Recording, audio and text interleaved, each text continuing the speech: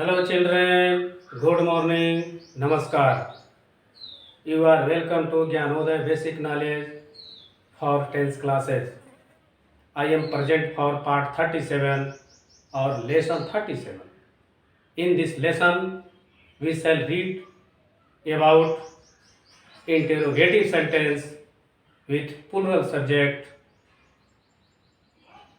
इस लेसन में हम प्रेजेंट कंटिन्यूअस टेंस में उस प्रश्नवाचक वाक्य का अध्ययन करेंगे जिसमें सब्जेक्ट के पहले क्या शब्द का प्रयोग रहता है, अर्थात उन वाक्यों का अध्ययन हम करने जा रहे हैं जिसमें सबसे पहले क्या शब्द लगा रहता है। तो उन सेंटेंसों का अनुवाद हम इंग्लिश में कैसे करेंगे, इसी को सीखना है। तो दोस्तों, इसके पहले जितने आप पार्ट 36, पार्ट 35 पढ़े हैं उसमें प्लूरल सब्जेक्ट के साथ आर का इस्तेमाल हुआ है, प्रयोग हुआ है। उन्हीं हेल्पिंग वर्ब उसको कहते हैं। उसी आर को उठाकर पहले रख देना है और आई जब सब्जेक्ट होगा तो उसके साथ एम को उठाकर उसके पहले लिख देना है और प्रश्नवाचक चिन्ह लगा देना है। यही इसका रूल है और कुछ नहीं करना है, बहुत ही आसान है। आइए आप एक सेंटेंस देखेंगे तो एक सेंटेंस देखने के बाद आपको लगेगा अरे ये तो बहुत आसान है, वाकई आसान है। आइए देखिए कैसे। तो प्रेजेंट कंटिन्यूअस टेंस में हम पढ़ने जा रहे हैं कौन सा वाक्य, interrogative sentence with plural subject, बहुवचनकर्ता के साथ प्रश्नवाचक वाक्य। और वह कैसा वाक्य होगा जब वाक्य में पहले क्या शब्द लिखा होगा।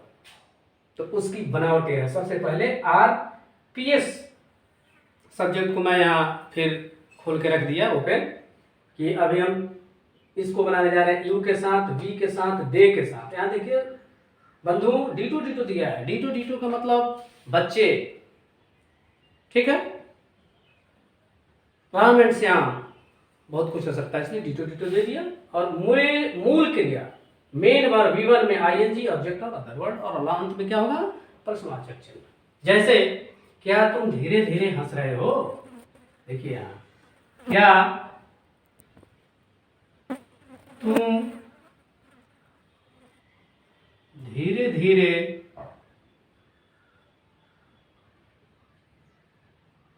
हंस रहे हो।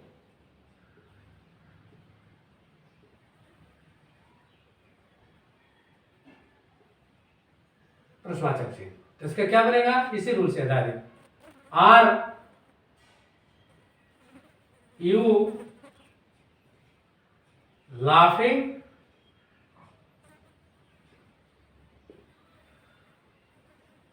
स्लोली, क्या तुम धीरे धीरे हंस रहे हो। इसी वाक्य को बंधु थोड़ा सा तुम तम बार बार शब्द कहना अच्छा नहीं लगता है, तो उस शब्द को यदि लिखा जाए कि क्या आप धीरे धीरे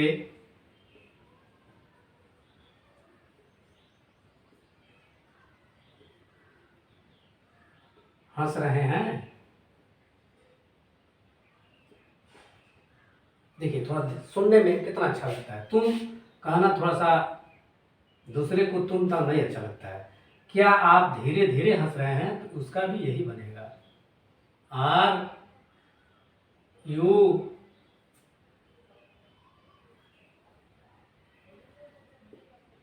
लाफिंग स्लोली। अब आप कहेंगे कि दो दो बार लिखे हैं स्लोली, वहाँ एक ही बार लिखे हैं, क्यों नहीं स्लोली स्लोली लिखे। तो दोस्तों इसके पहले बताया जा चुका है, अगर नहीं याद हो तो फिर सुन लीजिए। स्लोली स्लोली का मतलब ही होता है धीरे धीरे, दो बार। तो फिर यहाँ दो बार हम लिखने कोई मतलब ही नहीं, ठीक है। अगला सेंटेंस है, क्या, एक तुम से हो गया, अब वी से, क्या हम लोग वहां जा रहे हैं।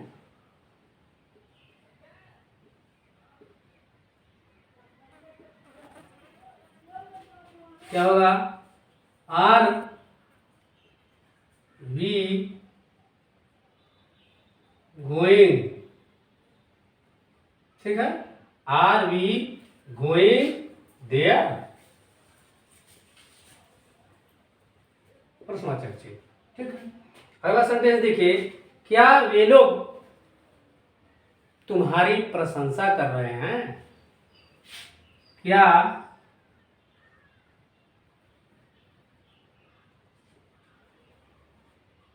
वे लोग तुम्हारी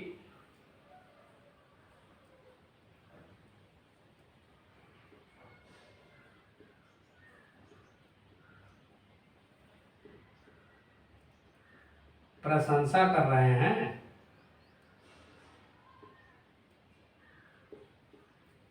तो क्या होगा कि आर दे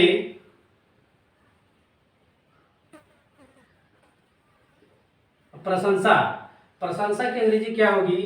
प्रेजिंग, क्या होगी? प्रेजिंग, PRAISING,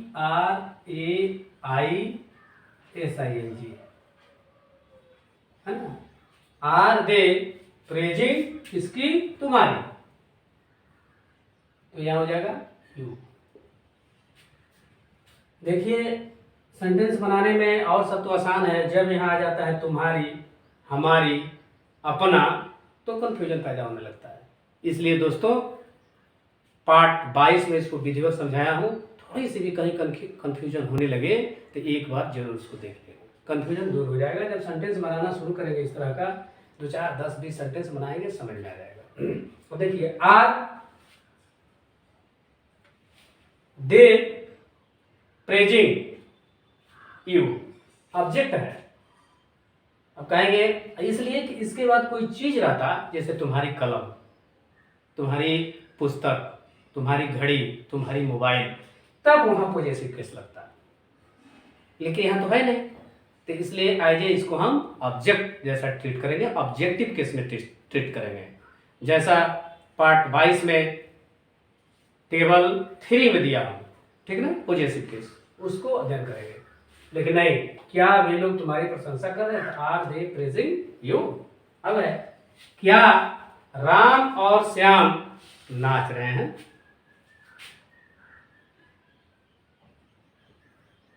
क्या राम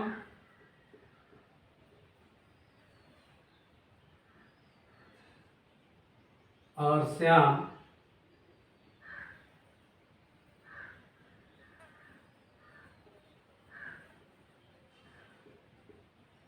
नाच रहे हैं? आर राम एंड श्याम, दो नाम है, प्लूरल हो गया, बताया भी था, इसलिए यहां आर लग गया। आर राम एंड श्याम, नाचना का डांस, डांस में आईएनजी लग जाएगा, इसको पढ़ेंगे dancing. Are Ram and Shyam dancing, क्या राम और श्याम नाच रहे हैं? इस प्रकार आप प्लूरल सब्जेक्ट में you we they Ram and Shyam बच्चे यानी टाइप ए से वाक्य सीख गए। हमको उम्मीद है इन वाक्यों को, इस प्रकार के वाक्यों को, आने वाले इस तरह के और वाक्यों को आप आसानी से बना लेंगे। अब आइए type B, B means I, ठीक ना। तो आई के साथ क्या लगेगा? इंट्रोगेटिव में एम, एम आई, नॉट नहीं, नेगेटिव, केवल हमको पढ़ना है इंट्रोगेटिव। तो एम आई, उसके बाद मूल वर्ब, उसके बाद आईएनजी, ऑब्जेक्ट, और उसके बाद अदर वर्ड और प्रश्नवाचक चिन्ह, और कुछ नहीं है। जैसे क्या मैं तुम्हें गणित पढ़ा रहा हूं? क्या मैं तुम्हें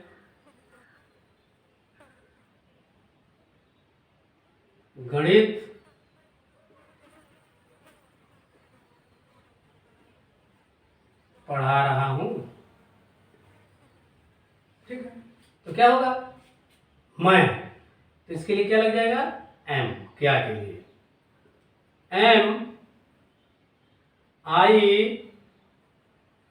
टीचिंग, मेन वर्ब V1 क्या होगा, टीचिंग,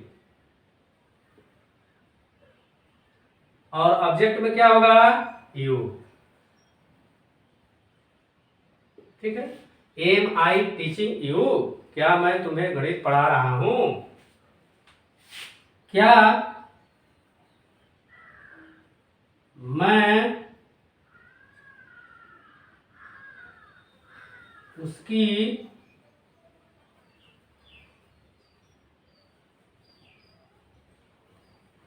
मदद कर रहा हूं, क्या होगा, एम आई,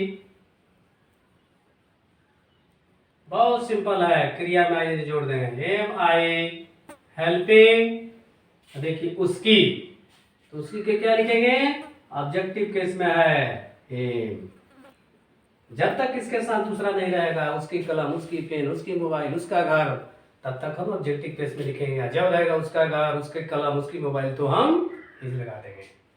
मैं है, क्या मैं उसकी मदद कर रहा हूं, एम आई हेल्पिंग हिम, क्या मैं अपना काम कर रहा हूं, क्या मैं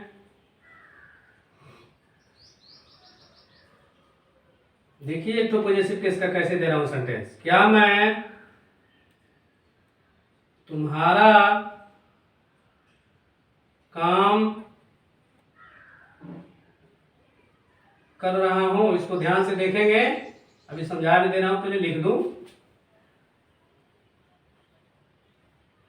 क्या मैं तुम्हारा काम कर रहा हूं, एम आई डूइंग,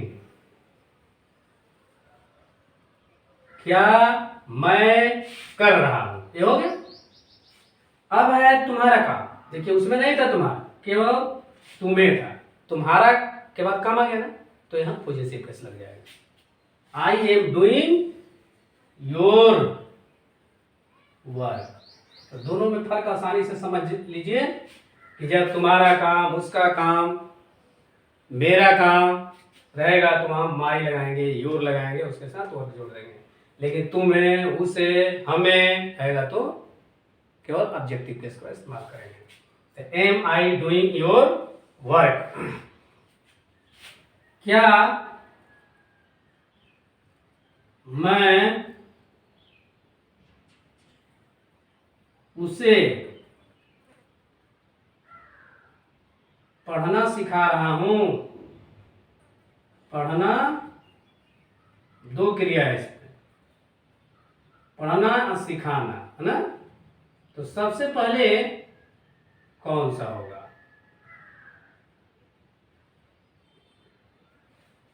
तो देखिए पहले क्या के लिखिए, एम आई,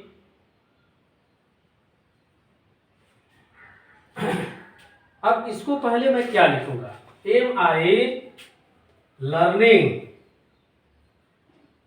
जो सिखाना है, अब क्या सिखाना है, लर्निंग, क्या, पढ़ना, तो पढ़ने के लिए क्या लिखेंगे, टीचिंग,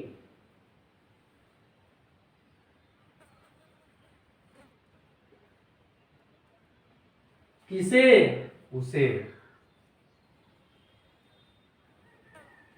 क्या मैं उसे पढ़ना सिखा रहा हूं, तो पढ़ना के लिए आप लिख दीजिए रीडिंग,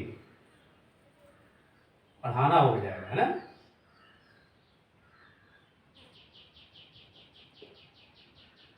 क्या लिखेंगे, am I learning reading him, अब पढ़ना के लिए यहां क्या होगा, ठीक है, तो पढ़ने के लिए आप लिख सकते हैं I am I learning reading him, या इस वाक्य को इसमें रहने दीजिए, अगर कंफ्यूजन आपको हो रहा है तो रहने दीजिए इसको, कि कैसे दोनों लगेगा कंफ्यूज करेंगे, इसलिए अभी इसको दूसरे लेसन में पढ़ाएंगे।